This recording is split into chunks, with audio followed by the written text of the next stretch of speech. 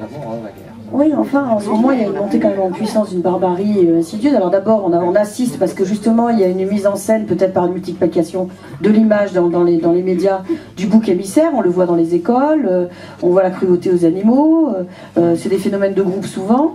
Et puis, il y a quand même, puisque vous avez parlé tout à l'heure de cette dérive absolue qui peut entrer dans le cadre justement d'une idéologie religieuse et qui peut amener justement un fanatisme qui amène finalement à des choses absolument exécrables ou abominables par le terrorisme et par, quand même, il faut dire, en ce moment, on a une actualité qui est absolument redoutable à ce niveau-là. Aujourd'hui, il y a encore eu un drame absolument immonde avec l'assassinat de 130 jeunes enfants dans une école.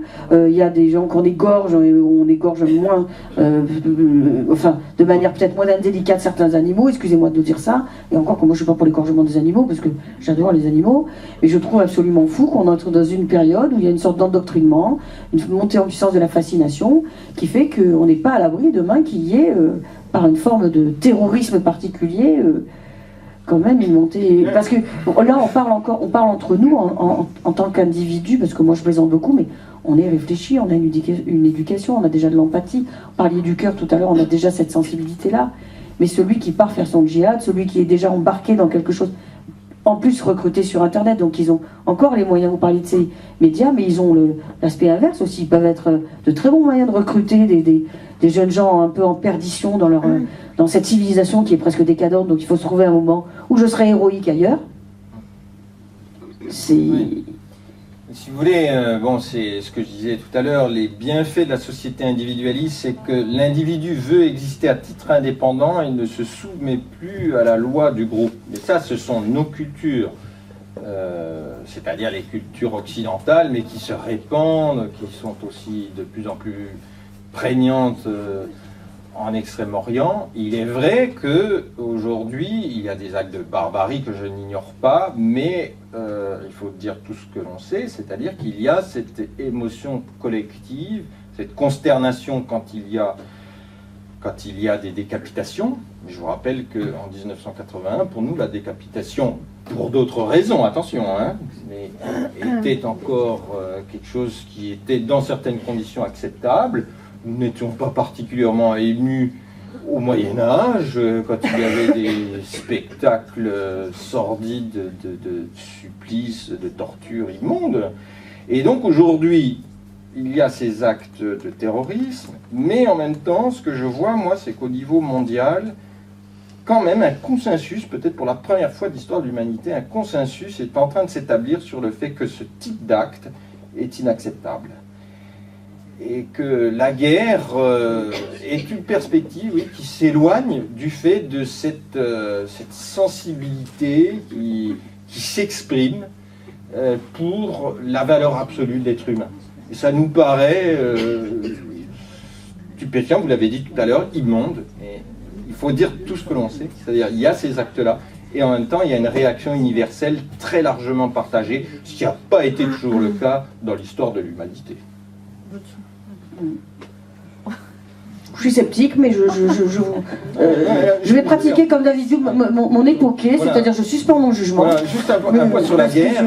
La guerre, sur la violence et la relation de violence à l'échelle mondiale, c'est 3% des combats aujourd'hui. Il y a le terrorisme, ça c'est vrai. Ces mots ponctuels et spectaculaires pour impressionner.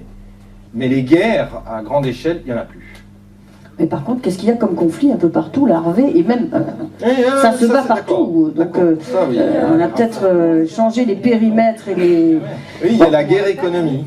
Aussi. Et c'est une forme pacifiée Oui, parce qu'on fait mourir des ventres, les ventres creux qui n'ont pas de quoi se nourrir, et qui sont victimes de... Oui.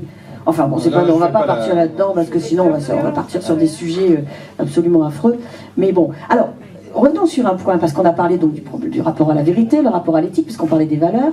Est-ce qu'on n'est pas tout simplement aussi dans ce que dénonçait déjà Platon, la doxa, l'opinion? C'est une surenchère d'opinion, ouais. Tout le monde croit savoir tout sur tout, tout le monde commente l'actualité, parce que justement le fait d'avoir tout chez soi, une multiplication d'informations, on a presque l'impression d'être spécialiste. On entend parler des personnes le lendemain au boulot qui vous racontent, et on a l'impression qu'ils savent tout. Et ils vous disent, moi je sais, j'ai lu, et puis il se passe ça...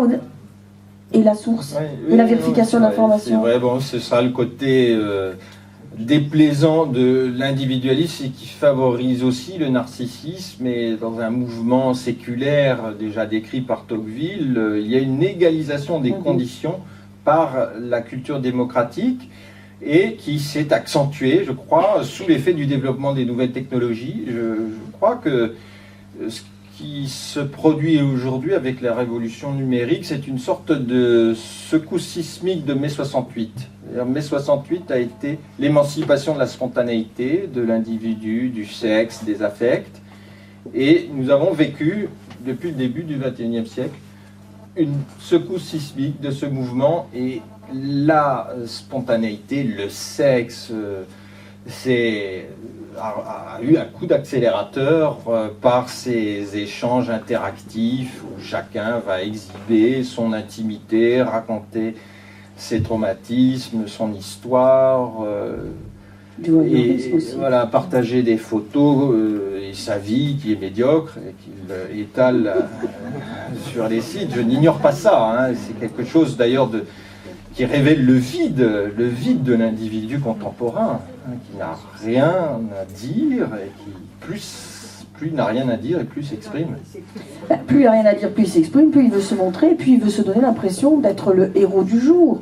Et c'est absolument fou, les gens qui disent alors c'est passé à la télé. Alors oui, bien sûr, c'est passé à la télé, donc forcément c'est brillant, on va nous dire. Donc les gens, ils se disent mon écran c'est un équivalent de la télé, donc moi je suis passé sur mon mur Facebook. Voilà. Et je me suis mis en image, et il y avait les Martines, il y avait les oui-oui, et ben là c'est Monsieur Dupont à la plage, Monsieur Dupont à la cantine, Monsieur Dupont qui va manger une omelette norvégienne, qu'on s'en fiche complètement, mais c'est le rapport à une espèce de quotidien qu'on veut décrire, c'est ça quand même. Hein. Oui, c'est la raison pour laquelle, effectivement, les expériences de la littérature, de l'art, du cinéma, où on va voir que raconter l'histoire, c'est quelque chose de très complexe, que les personnages sont ambivalents, ils sont contradictoires. Hein. C'est dans l'expérience culturelle et artistique qu'on va voir à l'œuvre la finesse, la complexité des émotions plus fines. Oui. En fait, c'est là que justement entre en jeu, ce que j'ai décrit aussi dans mon livre, le métier d'homme. Oui. C'est maintenant qu'il va falloir commencer à se dire bon, je ne suis pas de l'ordre de l'animalité, je ne dois pas être le réceptacle de toutes ces informations et les absorber comme une éponge, même s'il y a un dessin animé qui s'appelle Bob l'éponge, je ne suis pas Bob l'éponge, je ne suis pas un buvard, je peux reprendre le pouvoir sur moi-même et puis un contrôle justement des émotions, sans être dans la rationalité absolue, parce qu'on peut vivre aussi, hein, pas non plus, Je pense que les médias aussi ont tendance à réduire le peuple à un ramassis de consommateurs d'émotions factices. On dirait qu'on nous prend vraiment pour des abrutis. Hein. Vous êtes à râler-pâquerette, mais rassurez-vous, on va vous prendre là où vous êtes, on va vous donner des exemples concrets. Hein, débat sur l'euthanasie, voilà, on va aller chez madame machin, et puis bon, il faut bien voir que ça ne sert à rien et qu'un exemple n'est pas une preuve. Bien sûr. À un exemple, on peut toujours opposer un contre-exemple. Exactement. Et donc il faut construire une argumentation, et moi je plaide pour une vision plus généreuse de ce que c'est qu'un peuple, de ce que c'est qu'un citoyen, c'est-à-dire quelqu'un qui est capable d'abstraire, qui est capable d'élaborer une argumentation. Et on a le sentiment qu'aujourd'hui, tous les acteurs des médias, de la communication, vous dites mais non, ce n'est pas ça que veulent les gens. De toute façon, la télé-réalité, c'est affligeant. Hein. On est bien d'accord, il y a des choses qui sont absolument atroces. Alors, je crois que les doigts commencent à se lever. Alors, oui, je crois que pour le débat, nous, on va arrêter là parce qu'on ne va pas révéler tout ce qu'il y a dans le livre. Vous vous doutez bien qu'il y a beaucoup de choses encore, il faut que vous le découvriez. C'est vrai que les émotions, moi, j'en traite justement dans les aventures du moi, avec cette multiplicité des caractères. Donc, tout ça, on n'y revient plus. On va laisser la place à 2-3 questions. Alors, comme vous êtes nombreux, ce qui serait bien, c'est que les questions soient brèves et que ce soit des questions. C'est-à-dire que si c'est pour nous raconter un point de vue sur la vie, la Lune et les extraterrestres, non merci, parce que ça va nous mettre dans des états secondaires inouïs. Les extraterrestres ont-ils des émotions? Oui, je les connais bien, ils me téléphonent régulièrement. Hein, donc une question brève. Bon, si vous voulez nous dire qu'on a été sympa et tout, vous pouvez quand même un peu, hein, on accepte les compliments. Mais sinon, en dehors de ça, une question brève, comme ça on peut répondre.